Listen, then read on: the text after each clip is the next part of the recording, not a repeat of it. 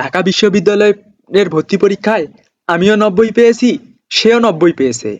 তার সিরিয়াল এত আগে, আমার সিরিয়াল এত পরে কেন?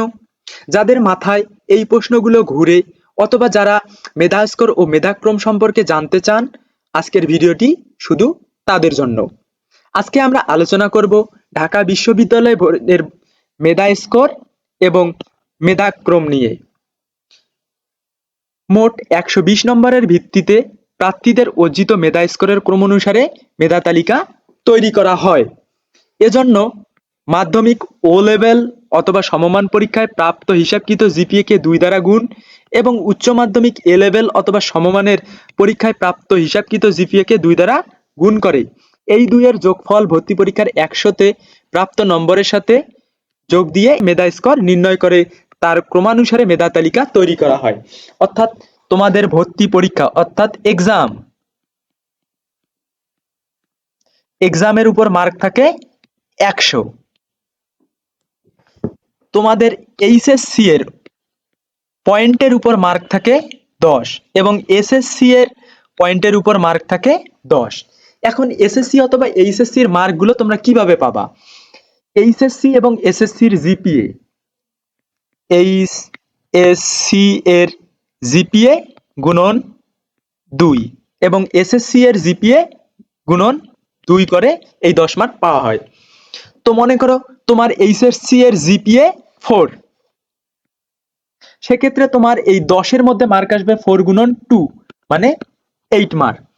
এসএসসি তে মনে করো তোমার 4.5, তাহলে তোমার এই 10-এর মধ্যে মার্ক থাকবে 4.5 গুণন 2 অর্থাৎ 9। এই দুটা যোগফল করলো, এখন 9 আর 8 যোগ করলে 17। এই 17 নাম্বারের সাথে তোমার এক্সামের মার্কটা যোগ করে তোমার মেধা স্কোর তৈরি করা হয়। সেই মেধা স্কোরের পর তোমার মেধা স্কোর অনুযায়ী মেধাক্রম তৈরি করা হবে। এখন তুমিও 90 পেলা, আরো একজন 90 পেল, সেক্ষেত্রে মেধাক্রমটা কিভাবে সাজানো হয়, অর্থাৎ দুইজন পরীক্ষার্থী বা একাধিক পরীক্ষার্থীর মেধা স্কোর যদি সেম হয়, সেক্ষেত্রে মেধাক্রমটা কিভাবে তৈরি করা হয়।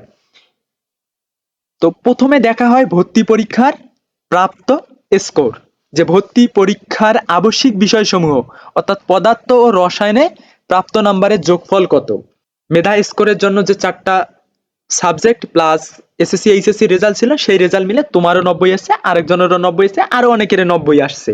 সেক্ষেত্রে প্রথমে দেখা হয় যে তোমরা পদার্থ ও রসায়ন মিলে কে বেশি মার্ক পেয়েছো। যদি সেখানেও সেম সেম হয়, এরপর দেখা হয় যে এইচএসসি অথবা সমমান পরীক্ষার প্রাপ্ত জিপিএ উইথাউট এডিশনাল 4 সাবজেক্ট, মানে চতুর্থ বিষয় ছাড়াই দেখা হয় যে তোমরা পয়েন্ট পাইছো।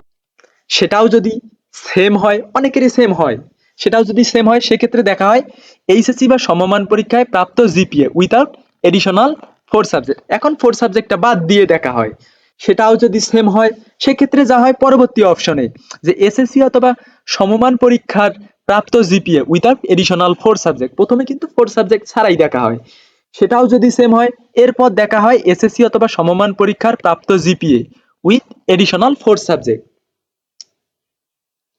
তো এতগুলো অপশন দেখার পর আর একই একই মার্ক হওয়ার সম্ভাবনাটা অনেক কম থাকে। এই জন্য অনেকে একই মার্ক পেয়েও অনেকের মেধাক্রম দেখবা পিছনে, অনেকের মেধাক্রম দেখবা সামনে থাকে।